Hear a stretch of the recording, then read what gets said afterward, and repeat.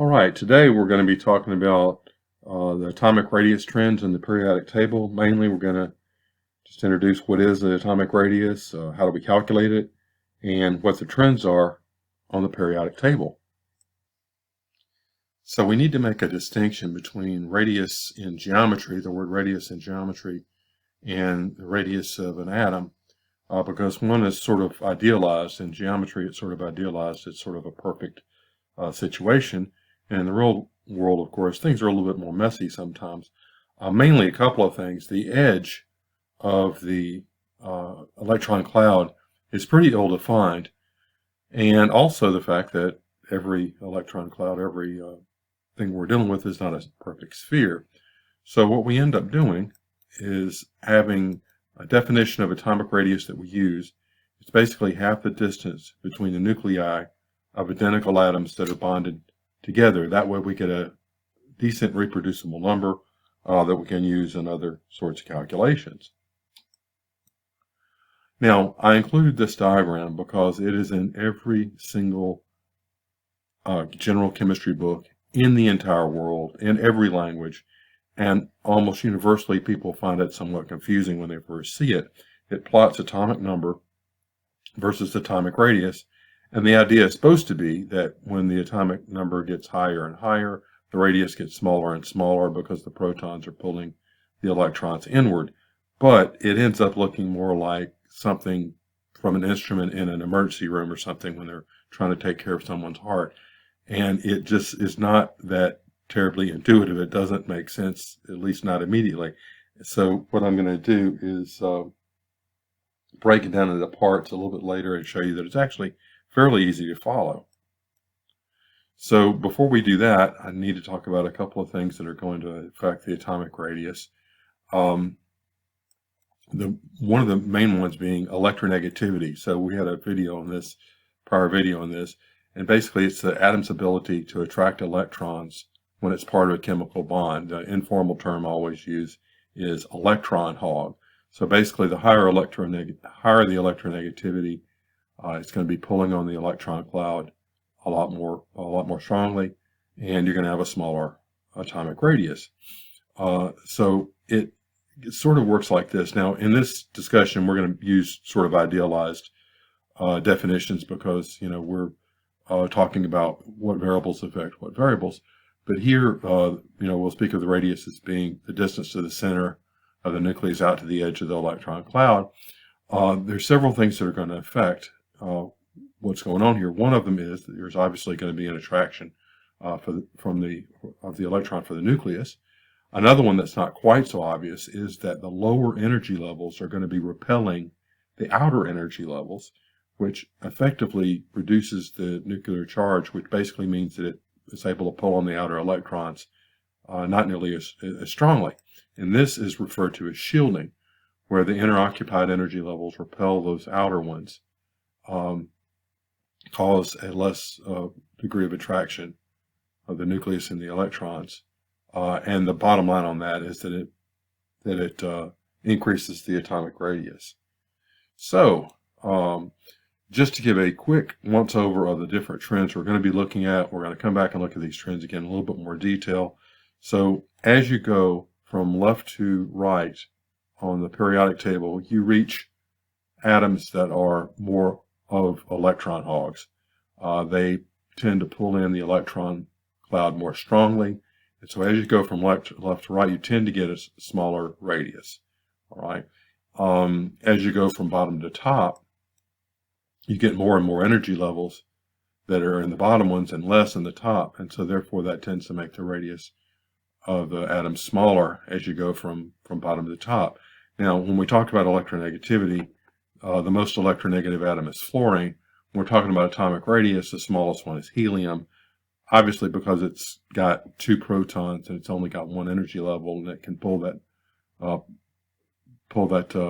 bunch of electrons that it has, a couple of electrons that it has, in more tightly. So anyway, we're going to take this and kind of use this as a basis to talk about some other stuff. Periodic table, I put a small version of it over here. So we've got hydrogen right there, which has a atomic number of 1, obviously, an atomic radius of a little over half an angstrom.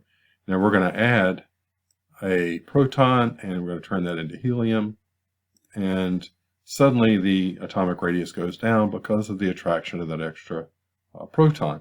Now, when we add a third proton for lithium, we're also adding an energy level, and that's going to have an effect that might not be immediately expected, but once you see it, it makes a lot of sense, which is once this energy level is added, the radius goes up, both with the presence of the radius, due to the presence of the radius, and also due to some shielding from that first energy level that's kind of getting in the way. It's repelling the attraction of the electron there for the nucleus.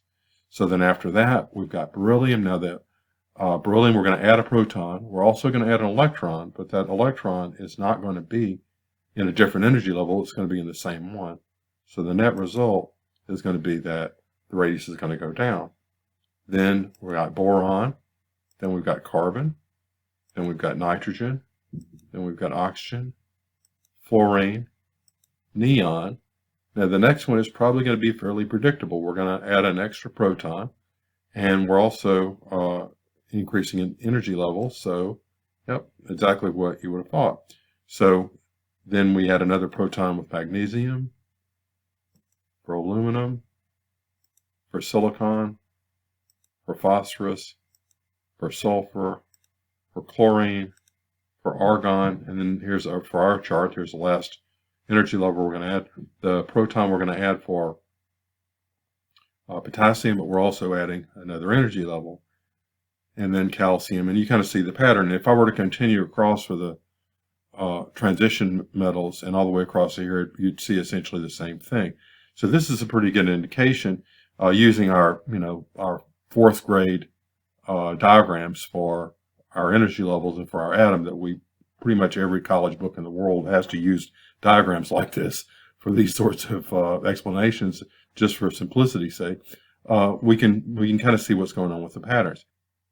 So here's sort of a bird's eye view of the periodic table, with each one of these little blue dots representing the atomic radius of the individual atoms. Now, it's not a perfect representation, it's an honest representation, but it serves a pretty good role for showing the relative differences in the sizes of the different atomic radii.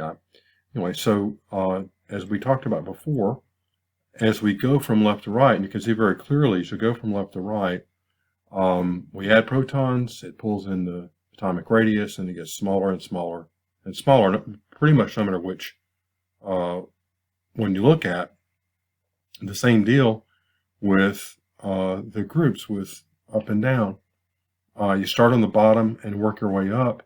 There are fewer energy levels on the elements that are found up here, more energy levels down here, so that's the radius goes up, both as a result of just the presence of the energy level to begin with, but also due to shielding.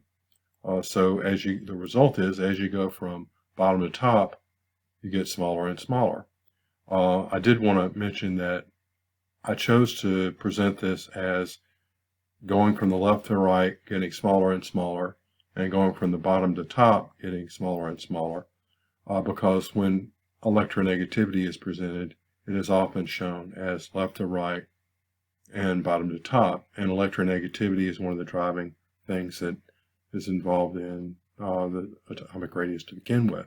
So it's easier to look at and compare and other sorts of presentations and so forth if it's presented that way.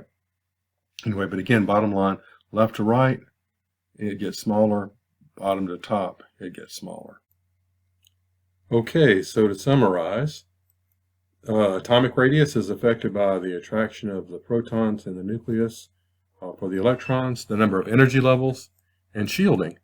And just to clarify, shielding is when inner occupied energy levels repel outer electrons, which causes a reduction in the attraction for the nucleus.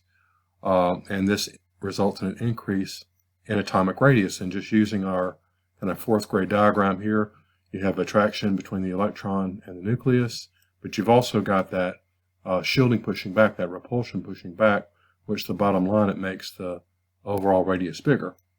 All right, so the next thing is atomic radius decreases as you go from left to right on the periodic table due to the addition of protons in the nucleus. But it decreases as you go from bottom of the table to the top due to the bottom elements having more energy levels and the top elements having fewer. Right, so that is the basics of atomic radius trends on the periodic table.